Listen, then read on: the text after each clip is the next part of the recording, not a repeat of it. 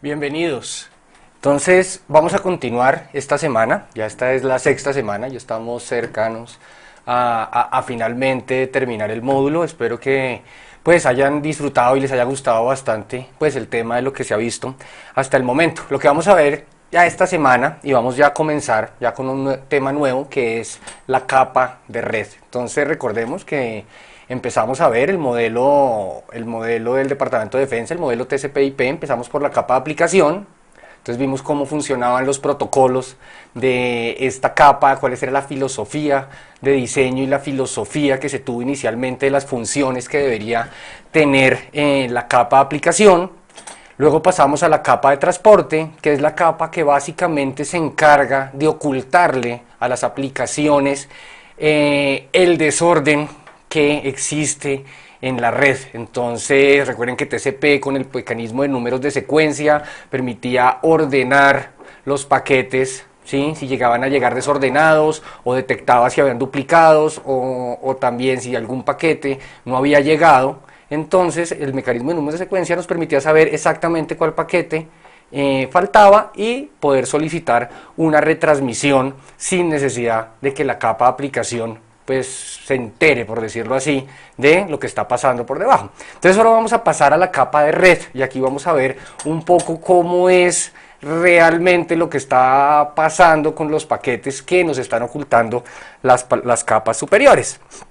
Entonces la idea de esta sección es primero entender los servicios, los principios que están detrás de la capa de red. Entonces vamos a hablar del enrutamiento, es decir, la selección de la ruta, qué camino deben tomar los paquetes. Vamos a hablar un poco de cómo funciona un enrutador, y la aplicación y la implementación ya en la internet, cómo funciona esto en internet. Y aquí lo que vamos a ver es básicamente el protocolo IP, el Internet Protocol. Bien. Entonces, pues primero vamos a hacer una pequeña introducción de lo que es la capa de red, un poco la filosofía que hay detrás de esta capa. Vamos a hablar de las redes de datagramas, ¿sí? Ya vamos a empezar ya a entrar en el tema de cómo funciona Internet, y luego ya vamos a ver los detalles. Entre esta semana yo creo que alcanzamos a ver en la clase de hoy un poco a iniciar lo que es el protocolo de Internet, y la otra semana ya terminamos ya con todo este tema, viendo lo que es, bueno, el formato del datagrama, cómo se funciona el direccionamiento en IP versión 4 y el protocolo ICMP, que es un protocolo que sirve de apoyo para diagnosticar problemas y tener información de lo que está pasando en la red. Muy bien. Entonces hablemos de la capa de red. Entonces, si recordamos lo que hemos visto, cuando hablamos de capa de transporte, la comunicación aparentemente se hace directamente de un computador a otro. Para nosotros, cuando nos estamos conectando, es como si estuviéramos prácticamente conectados con un cable directamente al otro computador. Obviamente esto pues no es cierto, y en realidad estamos viajando por muchas redes antes de llegar a el computador donde está la información que nosotros necesitamos recolectar o investigar. Bien, entonces la capa de red es la que se encarga de transportar los segmentos de TCP o los segmentos de UDP, dependiendo del protocolo que se tenga, de la fuente al destino. Entonces, en el origen lo que hace es lo que viene de la capa de transporte, lo encapsula, es decir, lo mete en su segmento de datos para pasarlo a la capa de enlace, que es la que se va a encargar de pasarlo al medio y ya hacer que el paquete envíe y pues tome el camino que deba tomar a su destino. Bien, cada terminal, y esto es algo que es bien importante, el protocolo de capa de red, por cada paso, por cada dispositivo que pase, ¿sí? Por cada computador, por cada enrutador, por cada gateway, siempre todos estos tienen una parte de capa de red. Entonces esto es importante pues tenerlo en cuenta, y este dispositivo, que son los enrutadores, los que se encargan de decidir qué camino debe tomar el paquete en ese momento. Entonces examina bien los campos del encabezado para saber por dónde debe enviarse, y de esta manera pues hacer que llegue eventualmente a su destino. Entonces aquí hay dos conceptos que son muy importantes de la capa de red, o sea, son básicamente lo más importante en toda esta unidad, que es el concepto de enrutamiento. Y este es cómo se determina la ruta que deben tomar los paquetes de fuente hacia el destino. Y una analogía bien es el proceso para planear un viaje de fuente a destino. Piénsenlo en su ciudad. O sea, yo por ejemplo vivo en Bogotá y yo a veces quiero ir por ejemplo a un centro comercial que queda al otro lado de la ciudad. Entonces yo primero pienso, bueno, quiero ir, sé cuál es el destino, y sé dónde estoy. Entonces aquí yo planeo cómo debo irme, qué ruta debo tomar. Entonces dependiendo la hora, yo sé que por ejemplo aquí en Bogotá hay muchísimo tráfico. Entonces, si por ejemplo son las 5 de la tarde, entonces lo que yo hago es yo pienso, listo, debo ir por ejemplo al centro de la ciudad. Entonces pienso, bueno, por la carrera séptima debe haber mucho trancón, entonces más bien voy a empezar a tomar atajos. Entonces más bien la ruta que voy a tomar es, me voy a ir por la avenida Circunvalar, voy a llegar hasta la calle 26, ahí voy a tomar la carrera quinta, voy a subir por la calle 22, luego voy a tomar la tercera y ahí voy a llegar ya a mi destino y luego de pronto voy a caminar un poco. Pero entonces eso es básicamente lo que es el enrutamiento y eso pasa de una manera muy similar en internet. Otro concepto bien importante es el reenvío y es un enrutador. Por ejemplo, yo siendo un enrutador me llegan paquetes por un lado, por una interfaz, por ejemplo por aquí por el lado derecho me llegan unos paquetes y lo que yo debo decidir es por dónde los debo enviar, si los envío por esta parte o por esta otra interfaz o por este otro camino. Entonces una analogía del reenvío es las intersecciones de las calles. Yo llego a una intersección, ¿sí? Digamos la calle 100 con carrera 15 por decir algo, entonces yo puedo decidir si tomo la carrera 15 hacia el norte o puedo seguir derecho por la carrera 100 o si la puedo tomar hacia el sur, por decir alguna cosa. Entonces esa es la idea del reenvío, es básicamente las intersecciones y esto determina según para cuál sea el destino, entonces determino ahí cuál camino debo tomar. Entonces, por ejemplo, aquí lo que vemos en la diapositiva, aquí viene un paquete, tiene su encabezado y dice que va por ejemplo a un host en esta parte, ¿sí? Entonces lo que va a hacer es, puede tomar varios caminos, ¿sí? La heurística que se toma por lo general es el camino que tenga menos congestión y para esto se le van a dar algunos pesos. Entonces aquí aprovecho también para ponerles una pequeña tarea de investigación y es que averigüen cómo funcionan los algoritmos de enrutamiento, es decir, en qué se están basando. Y aquí les digo pues algunos nombres para que puedan ustedes investigar. Uno es el algoritmo de Dijkstra, ¿sí? Otro es algoritmo por vector distancia. Esos son dos algoritmos muy importantes en los que se basa todo el cálculo de las rutas en internet. Entonces es algo pues bien importante y sería interesante que ustedes lo miraran para que entendieran un poco cómo son los fundamentos teóricos que tiene esto. Entonces por ejemplo aquí, supongamos que aquí si estos fueran los pesos, el 1, 2 y 3, él debería tomar el de menos peso, que eso dependiendo como esté definido, podría tomarse como el que tenga menos congestión. Entonces, por ejemplo, para ir a este computador podría tomar este camino.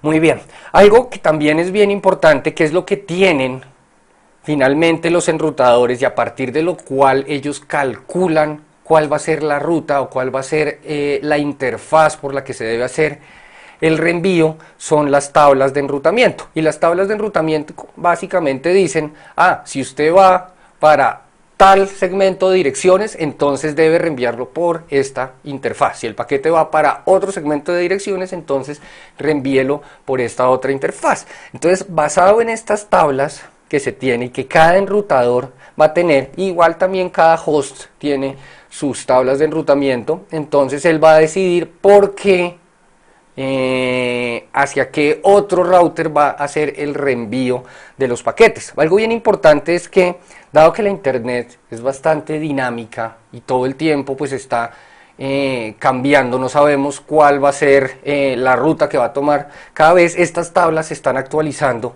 permanentemente en los enrutadores, sobre todo en los enrutadores de los proveedores, que es algo que pues nosotros no vemos, pero en los enrutadores de los proveedores sí se está permanentemente cambiando estas rutas, y estas rutas cambian dependiendo de si por un enlace hay mucha congestión, entonces se toma alguna ruta alterna, o si hay un nuevo enlace, entonces eso se va a adicionar a las tablas de enrutamiento para que cuando llegue un paquete y dependiendo del criterio que se esté tomando en cada enrutador, entonces también utilizar esa nueva vía para hacer el envío de los datagramas. Entonces hablemos un poco de lo que son los datagramas.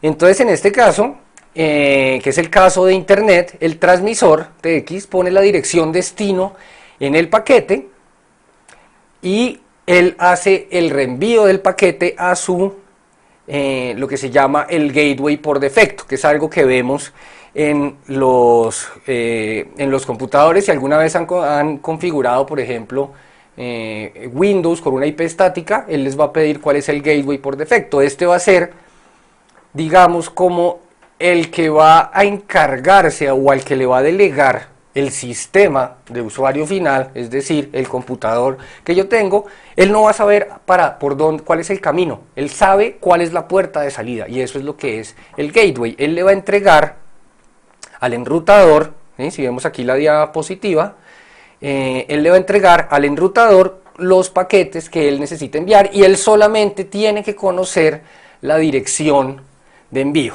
El enrutador que recibe tampoco va a conocer cuál es exactamente el camino que va a tomar el paquete, pero él sabe por dónde debe irse. Entonces piensen otra vez la analogía del camino, ¿sí? En una ciudad.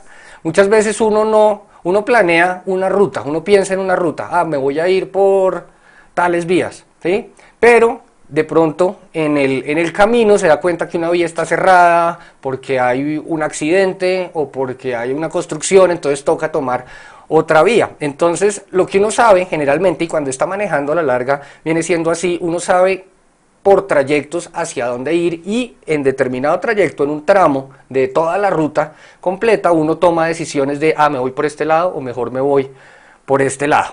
Entonces eso más o menos es lo que está sucediendo acá. El primer enrutador lo que decide es, va para esta parte, entonces él envía generalmente los paquetes por acá, y él le delega al siguiente enrutador, al siguiente gateway, ya el envío él debe saber hacia dónde deben ir esos paquetes. Entonces el otro lo recibe y él dice, esto lo debo enviar por acá. Imagínense la red que fuera mucho más grande, entonces él va delegando, cada enrutador le va delegando al otro el camino que debe tomar, o por qué interfaz debe hacer el reenvío de la comunicación. Bien. ¿Por qué se utilizan la red? Es una red de datagramas, y eso es algo que es bien importante. Hay otro tipo de redes que son circuitos virtuales, que son en la capa de red se usa un protocolo orientado a la conexión, pero este funciona bien cuando la red es homogénea, es decir, más o menos se tiene la misma tecnología a través de toda la red, y en cada uno de los enrutadores funcionan exactamente o de manera muy parecida. El problema que tenemos con internet es que es una red que es totalmente heterogénea, entonces no sabemos por qué tipo de enlaces estamos pasando. Puede haber que en algunas partes de la red el tamaño máximo del paquete sea muy grande, entonces podamos enviar paquetes muy grandes, pero en otro tramo de pronto son mucho más pequeños, no tiene tanta capacidad para hacer transporte de datos, entonces tocaría fragmentar los paquetes. Entonces por esto se escogió la red de datagrama.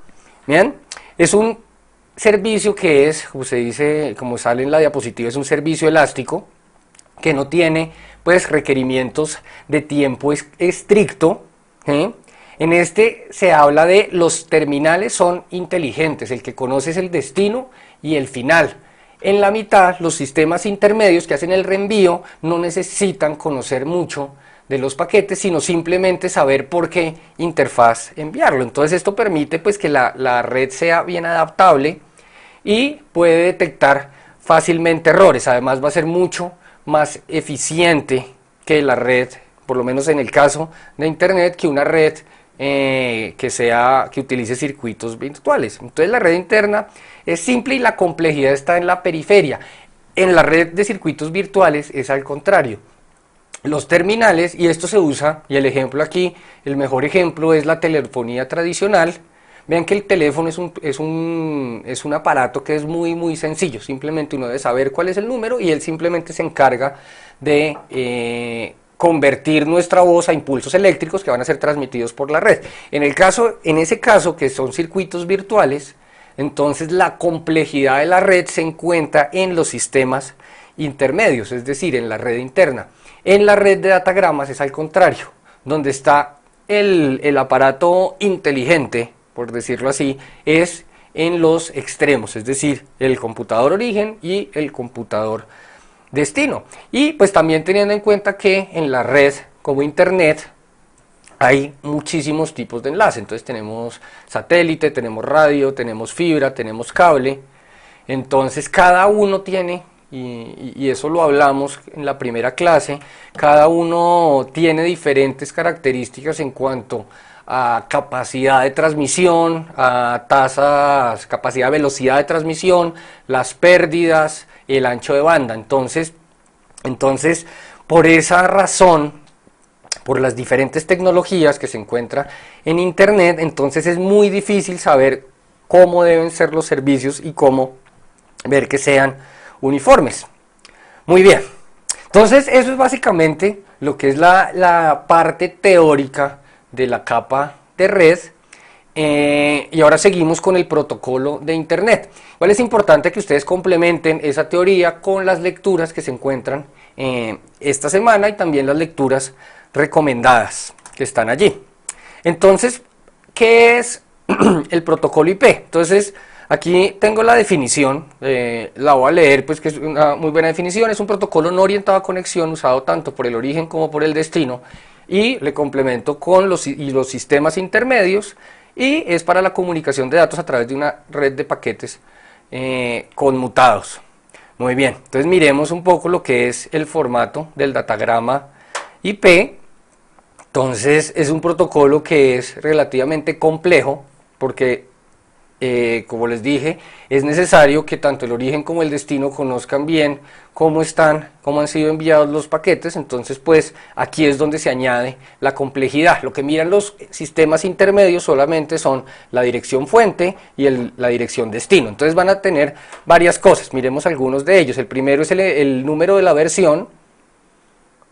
Lo que se utiliza hasta este momento es IP, la versión 4, y es lo que generalmente estamos utilizando en internet. Sin embargo, y es algo que voy a mencionar un poco más adelante, ya se están acabando las direcciones IP, porque resulta que cuando empezaron con el protocolo pensaron que una red de 32 bits, con una dirección de 32 bits era suficiente, es decir, tenemos 2 a la 32 posibles direcciones, y uno piensa que es bastante.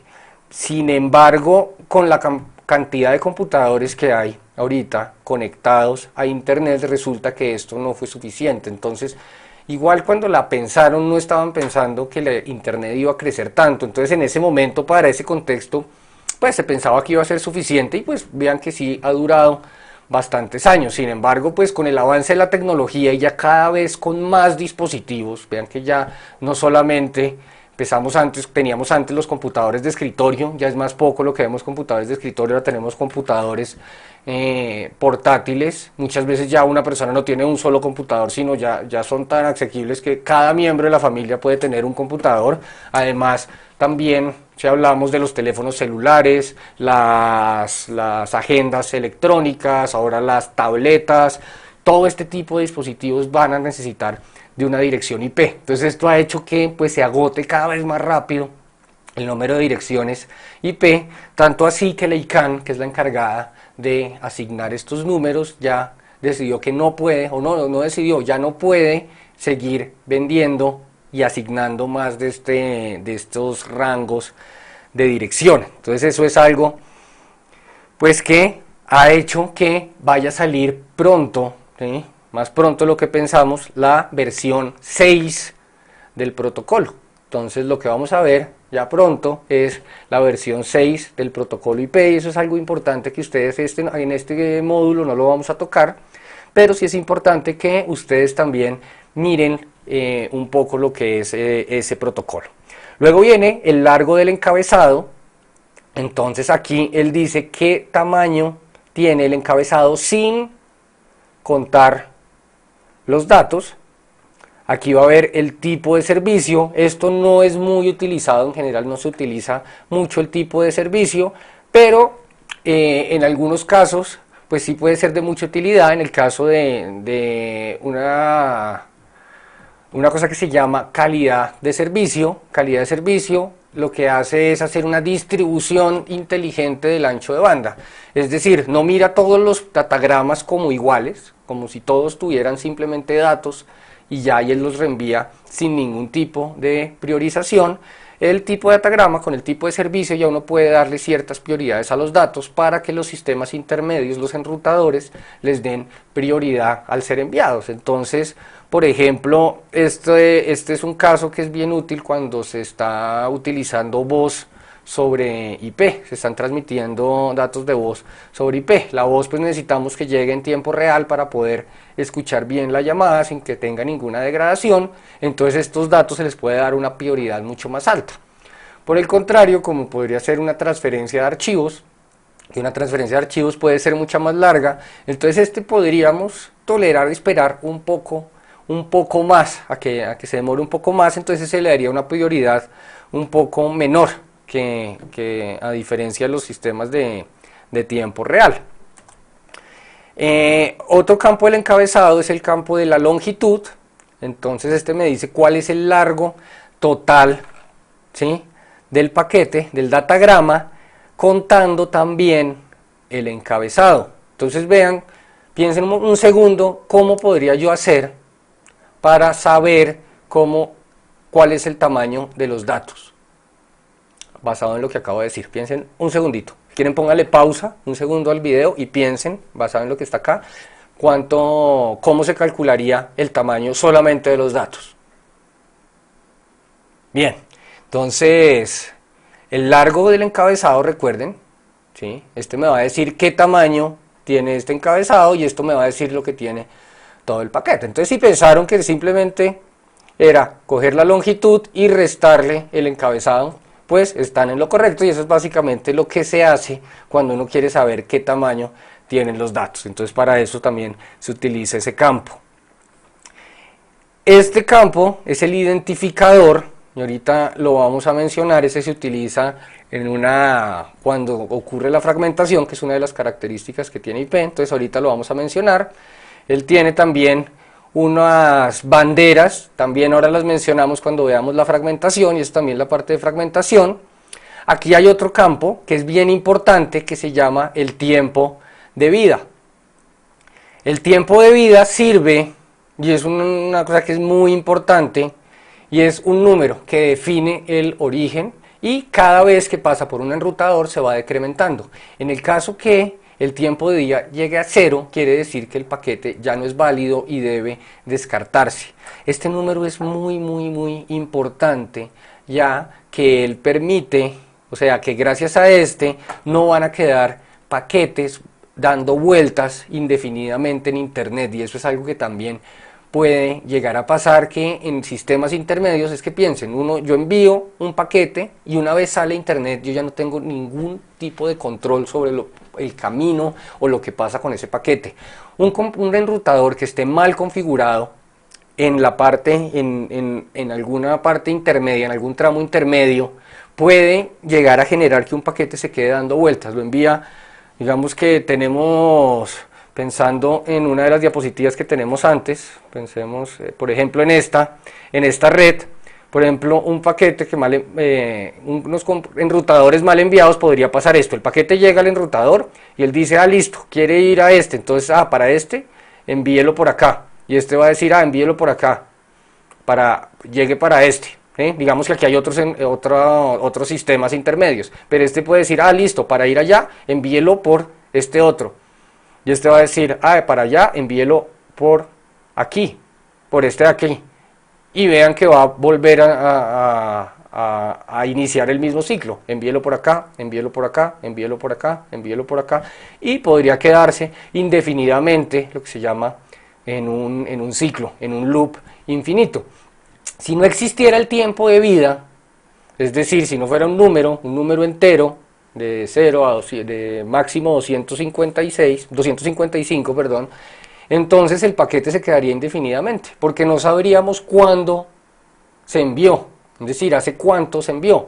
Lo que hace el TTL es, cuando se recibe el paquete, entonces le resta 1 a ese tiempo de vida. Entonces, si estaba en 5, por decir algo, ¿sí? Generalmente es mucho más alto, pero digámoslo en 5, entonces el paquete va a quedar ahora con el valor 4.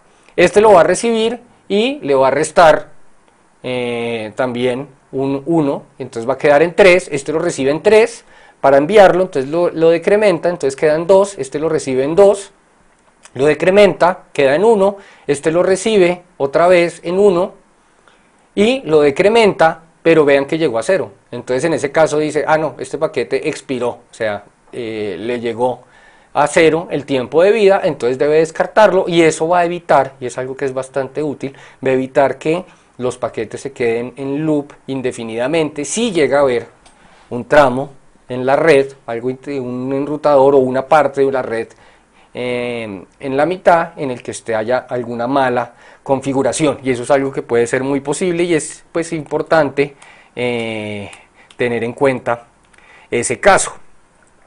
Otro campo que es importante es cuál es el protocolo de capa superior que transporta, en este caso, el datagrama IP. Entonces puede ser TCP, puede ser UDP, puede ser SSTP, hay diferentes opciones. Lo más utilizado pues es TCP o UDP. Bueno, aquí está lo de la fragmentación y reensamble, que lo vamos a ver ya un poco más en detalle más adelante.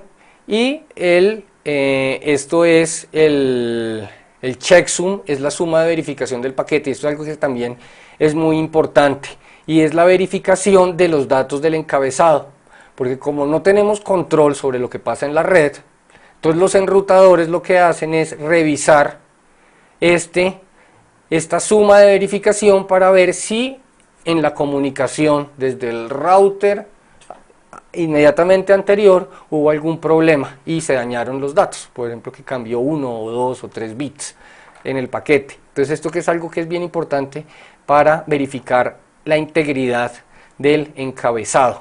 Muy bien. Y también va a tener aquí unas opciones, ¿sí? No necesariamente van a estar, por eso opciones, son opcionales, donde están diferentes cosas que pueden ser de utilidad, y eso pues ya depende también de lo que se esté usando en el protocolo. Entonces marcas de tiempo, o grabar la ruta que se esté tomando, o déjeme los nombres de las direcciones IP de los routers, o hay diferentes cosas, incluso cosas de seguridad o códigos que puedan servir para ver si se le da acceso a un paquete o no se le da acceso. Bien, y aquí en cuanto a la ineficiencia que hay en TCP y en IP, es decir, la sobrecarga, entonces piensen que yo voy a enviar yo necesito enviar datos sobre la red, pero recuerden que para poder enviar esos datos yo necesito dividirlos en diferentes segmentos y a esos ponerles un encabezado y ese encabezado, el problema es que pues me va a quitar un poco de el ancho de banda del canal, es decir, pues tengo que enviar esos datos. En estos hay bastante ineficiencia. TCP tiene encabezados de mínimo 20 bytes e IP también tiene 20 bytes de encabezado, es decir, voy a tener una sobrecarga por cada paquete de mínimo 40 bytes, más los datos de aplicación. Eso sí, ya empezamos a pensar que en una red pues ya o en una transmisión de datos que sea bastante grande, por ejemplo, imagínense transmitir un archivo que mida por lo menos 500 megas, entonces vean que por cada paquete me va a tocar añadirle esa sobrecarga de 40 bytes, por lo menos, porque si tenemos opciones, entonces pues la sobrecarga va a ser mucho mayor, pero pues mínimo van a ser 40 bytes más los datos de aplicación, entonces eso pues me añade pues bastante ineficiencia y pues va a tener cierta penalidad en el desempeño en el uso del canal, pero pues claro, también vamos a tener pues todas las ventajas de confiabilidad de los datos. Muy bien, entonces IP, algo que es bien importante es los servicios que él ofrece, y básicamente son tres servicios primarios. Uno es el servicio de datagramas no fiable, basado en una cosa que se llama la heurística del mejor esfuerzo.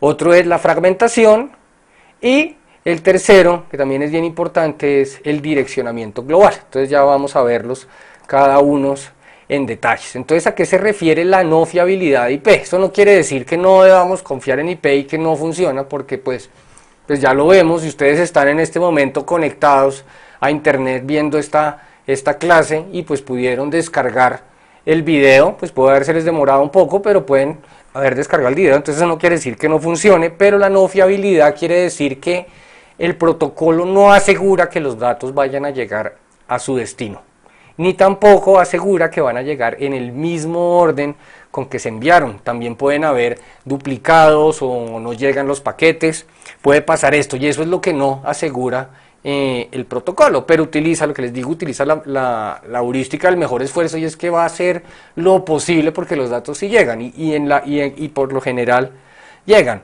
pero se le delega la verificación de estos problemas, como les digo, los duplicados o las pérdidas de paquetes, a la capa superior, a la capa de transporte, y ahí es donde entran en juego los números de secuencia para evitar estos problemas. Y entonces aquí, como dice aquí en la diapositiva, si se necesita fiabilidad, esta debe ser proporcionada por los protocolos de capa de transporte.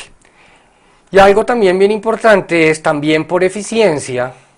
Entonces, la seguridad que él presenta, acuérdense de la suma de verificación, el checksum solamente verifica las cabeceras, los encabezados del protocolo IP de cada uno de los datagramas, pero no mira si hay algún tipo de problema en los datos que va transportando, si hubo algún cambio o alguna cosa por el estilo. Esto, de igual manera, se le delega a la capa de transporte, que el protocolo TCP, si recuerdan el encabezado, él también tiene un campo que se llama checksum, suma de verificación, y él sí se encarga de verificar tanto el encabezado de TCP como los datos que está transportando. Entonces, esa delegación se le da finalmente al computador destino, es decir, a quien va a recibir los datos. Él se encarga de determinar si los datos tuvieron algún problema en la comunicación.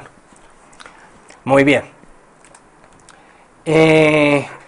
Hablemos ahora de la fragmentación, y esto es algo que es un concepto muy importante, sobre todo en una red como es internet, como lo dijimos, que no sabemos por qué tecnología van a viajar los paquetes, es decir, pueden viajar por un enlace por satélite, un enlace de radio, un enlace de microondas, un enlace por ejemplo, un enlace telefónico, enlace de fibra óptica. Cada uno de esos, como ya se los mencioné, puede tener diferentes características. Entonces, aquí hay un concepto que es muy importante, y este es un concepto de capa de enlace, pero igual es importante mencionarlo ahorita, que es el MTU, que es el Maximum Transfer Unit, la máxima unidad de transferencia. Y esto es algo que lo impone el medio físico a las capas superiores, es decir, puede haber una tecnología que diga el máximo tamaño de trama que yo puedo transportar de un punto a otro es de, por ejemplo, 1500 bytes. Ese es el caso de Ethernet, que es el caso de las redes que usamos normalmente con cable, las redes locales. Ese es el caso de Ethernet. Entonces vean que lo que puede pasar, y voy aquí a pasarme al tablero para mostrar esto. Entonces miremos algo que puede pasar. A ver, miremos a ver su funcionamiento. Está bien. Entonces digamos que tenemos el computador origen, ¿sí? Y por aquí a este lado tenemos el computador destino, y este está conectado a una red local. Esto está conectado a un enrutador. Miren, pensemos que esto está totalmente, o sea que es una conexión lineal entre enrutadores, pero que pasa por varios enrutadores.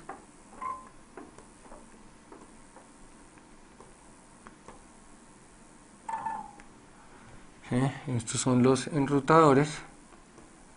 Y ya, con eso es suficiente. Y lo que voy a decir, pongámosle estos sus nombres: router 1, router 2, router 3, router 4. Muy bien.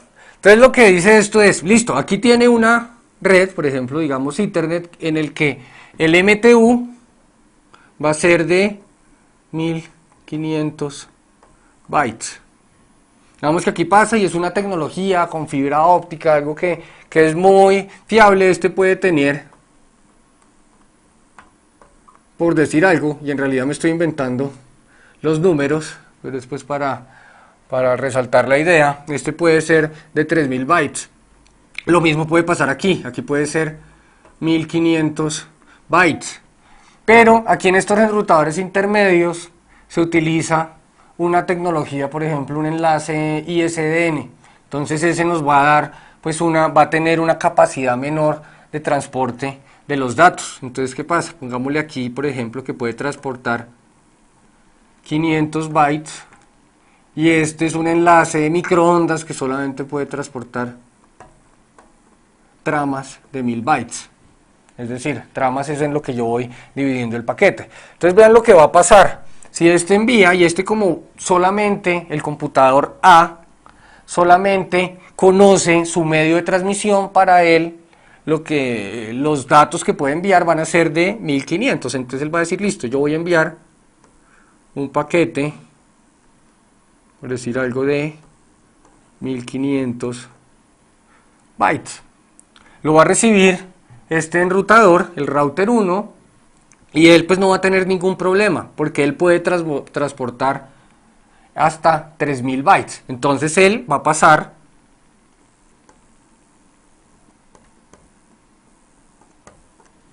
los 1500, van a pasar normal, pero vean, aquí ya va a haber un problema, y es que él no puede hacer un transporte de un dato, de un paquete o de una trama de 1500 bytes.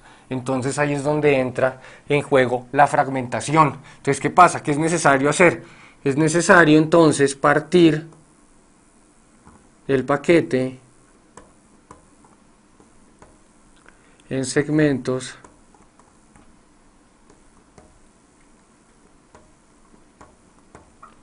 que él pueda transportar. Entonces eso lo va a hacer el enrutador, como dice, este paquete es muy grande, este datagrama es muy grande, de 1500, y aquí solo puedo enviar datagramas de 500 bytes, entonces es necesario partir el paquete en varios fragmentos, que es lo que pasa aquí en este caso.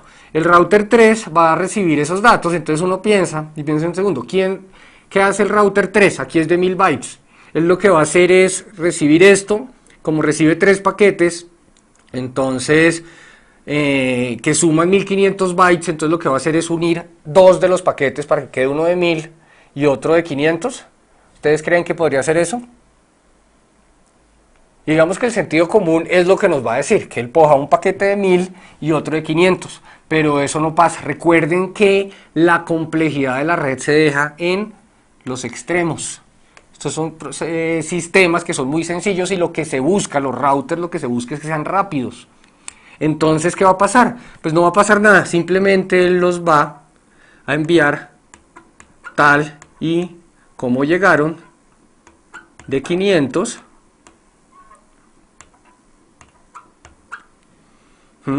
Y lo mismo va a pasar cuando llegue a este. Aquí ya pues cabría el paquete completo, pero acuérdense que el ensamblado de nuevo de los datagramas se le delega al destino. Entonces por aquí, por la red, va por la red va a llegar otra vez los fragmentos de 500.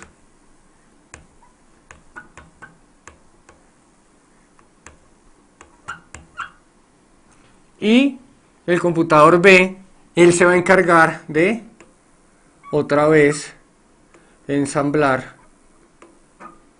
el paquete y ya tener algo de 1500 bytes. Y eso es más o menos la filosofía y la idea detrás de la fragmentación. Pero otra cosa es ya cómo se implementa en la vida real. Y tengan en cuenta una cosa, también hay otra razón por la que no se decidió que no se debería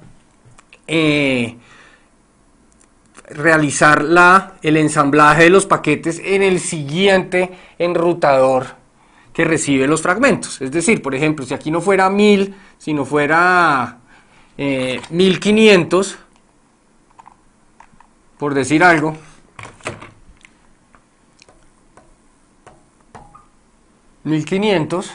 entonces aquí esto no se le delegaría a este, porque vean que aquí sí cabría otra vez el paquete como venía originalmente. Pero aquí hay un punto bien importante, no se reensamblan en el enrutador 3 porque vean que el enrutador 2 puede también tener otros caminos, podría tener otro camino por ahí que no está usando en ese momento, ¿sí? Digamos que es cualquier otro camino, incluso podría tener otro camino adicional para llegar al otro enrutador, y este podría tener finalmente otro camino, otro enrutador. Entonces vean que la desensamblada podía ser que uno de los paquetes se fuera por esta vía, otro de los paquetes de los fragmentos se fuera por esta vía y otro por esta vía. Vean que entonces nunca pasaría por el enrutador 3, nunca pasaría el paquete completo ya por ningún enrutador de adelante, y eso es un caso que se puede llegar a dar. Entonces también esa es una de las razones. Una es eficiencia, porque el ensamblado de los paquetes le va a causar una penalidad en procesamiento al enrutador, entonces se le delega, por eso es una de las razones por la que se le delega al sistema destino, y la otra también es porque pueden tomar diferente camino los fragmentos, y eso podría llegar a ser un problema pues bien grande, pues no se podría solucionar. Entonces eso es la idea de lo que está detrás de la fragmentación. Pero entonces ahora miremos, ya que vimos aquí en el tablero, igual les pido disculpas, mi letra no es muy buena, por eso es que trato de utilizar lo menos posible el tablero. Miremos un poco cómo funcionaría ya la fragmentación. Entonces aquí va a entrar en juego una parte muy importante del paquete IP, que es el identificador, es decir, el IP es lo que se llama el IP-ID, es un valor de 16 bits en el que se pone a cada uno de los paquetes, ¿sí? Y es un número consecutivo. Entonces yo envío un paquete IP, entonces le pongo un número, por decir algo, el 10. El siguiente paquete IP va a ser un consecutivo, entonces va a ser el 11. Y cada paquete IP que sale de un sistema, de un computador, va a tener un identificador. Y eso es algo que es muy, muy importante, porque eso va a permitir, es que piensen, no se va a fragmentar solamente un datagrama, pueden ser muchos datagramas, y se fragmentan y llegan al destino. ¿Cómo hace el destino para saber cuáles fragmentos pertenecen a cuál datagrama original? Entonces piense que tenemos muchos rompecabezas diferentes. Entonces el sistema o el mecanismo que utiliza el IP-ID lo que hace es que cada uno de los fragmentos va a tener el mismo identificador. Con eso, cuando el destino reciba todos los fragmentos, él va a saber, sí, este fragmento pertenece a este paquete y este también. Entonces ya va a tener y va a poder armar, por lo menos agrupar los fragmentos que pertenecen a un datagrama original, y lo mismo para los otros. Entonces esto es algo que es muy, muy importante. Entonces aquí vemos en la diapositiva también que ilustra un poquito más bonito de lo que yo puedo llegar a escribir, cómo funciona más o menos la fragmentación. Y entonces piénselo con el encabezado, que el identificador es el color azul. Entonces ese azul me va a permitir al destino saber, vea, esos paquetes estos datagramas pequeños, que son fragmentos, pertenecen a este datagrama original, y eso le va a permitir poder, por lo menos, agruparlos. Y también va a haber otro mecanismo que nos va a permitir ordenarlos, porque acuérdense que pueden tomar diferentes rutas los fragmentos y no necesariamente van a llegar en el orden en el que deben volver a ensamblarse. Entonces también eso es algo que es bien importante, y ahí están las opciones que están en el encabezado. Entonces, por ejemplo, aquí tenemos un ejemplo de 4000, un datagrama de 4000 bytes. Entonces tengan en cuenta que tiene 20 bytes de encabezado y 3980 en el campo de datos del datagrama, y pensando que hay una máxima unidad de transferencia de 1500 bytes impuesta por el medio de transmisión. Entonces, ¿qué se va a hacer? Es necesario entonces fragmentarlo. Entonces, aquí se va a ver las diferentes opciones del encabezado IP que miramos, que no las detallamos inicialmente, y es, primero, va a decir cuál es el largo del datagrama. Acuérdense que esto va a incluir el encabezado. Entonces vamos a tener primero 1480 bytes en el campo de datos del datagrama, más los 20 del encabezado IP. Entonces eso va a decir que el largo es de 1500. Aquí supongamos que el identificador es X, y todos estos, vean aquí, este es el paquete original, ¿sí? Aquí le dice que no tiene fragmentos, o sea, aquí está como está originalmente enviados los datos. El identificador va a ser X. Vea que cuando hay que fragmentarlo, entonces el identificador se va a replicar en cada uno de los fragmentos. Aquí hay otro que se llama el de fragmentos, el flag de fragmentos. Esto es un solo bit que está también en el encabezado, y lo que dice básicamente es: ¿hay fragmentos adicionales o no hay fragmentos adicionales? 1 quiere decir sí, hay fragmentos adicionales, y 0 quiere decir que no hay fragmentos adicionales, es decir, que ese es el último de los fragmentos. Y algo también importante es el offset del paquete. Con esta información, con el tamaño y con el offset, esto es lo que va a permitir ordenar de nuevo los fragmentos en el caso que lleguen desordenados. El offset quiere decir esta parte de datos que está transportando, en qué parte del paquete original, del segmento de datos del paquete original, pertenece, a qué parte. Entonces, si está en el offset 0, quiere decir que es el primero, y dependiendo de cómo organicemos, se determina el tamaño de los fragmentos, entonces pues se va a poner aquí donde empieza. Bien, esto es importante, y es como no hay mucho espacio en el datagrama IP, entonces esto se pone en bloques de 8 bytes. Entonces multiplique esto por 8, y esto le va a decir en qué parte ya del fragmento, en qué byte del fragmento original va a ir.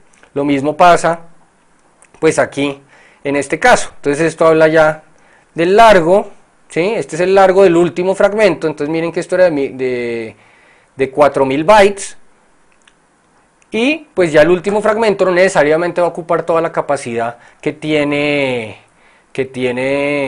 el medio de transmisión. Entonces en este pues lo que resta, que es 1040, también identificador X, como es el último fragmento, entonces va a ser el 0, y con el offset ya va a poder permitir volverlos a ordenar. Muy bien, entonces por hoy dejemos aquí en esta parte. Lo que vamos ya a ver en la siguiente semana es la parte de direccionamiento de IP, que entonces vamos a ver cómo funcionan las subredes, cómo se hace la segmentación de las redes, cómo está compuesta una dirección IP, y terminamos la capa de red con el protocolo ICMP, que es el que va a permitir darle un poco, compensar la no fiabilidad que tiene IP a través de ese mecanismo de control, que es el Internet Control Message Protocol, el protocolo de mensajes de control de Internet. Entonces, bueno, espero que estudien un poco. Es importante que busquen el RFC de IP, ahí van a encontrar pues toda la información ya detallada de cómo funcionan estos mecanismos, para qué sirve cada uno de los campos y cómo se deben, qué decisiones se deben tomar en determinadas situaciones. También pues busquen en internet un poco sobre el protocolo de internet, busquen en Wikipedia, dicho, utilicen los buscadores, pregúntenle a su tutor para que vean cómo funciona bien este protocolo y entiendan muy bien lo que va detrás de toda la filosofía que tiene, de diseño que tiene la capa de red. Entonces, bueno, espero que les haya gustado el tema, que estudien bastante y nos vemos la próxima semana. Entonces, muchas gracias y que estén bien. Chao.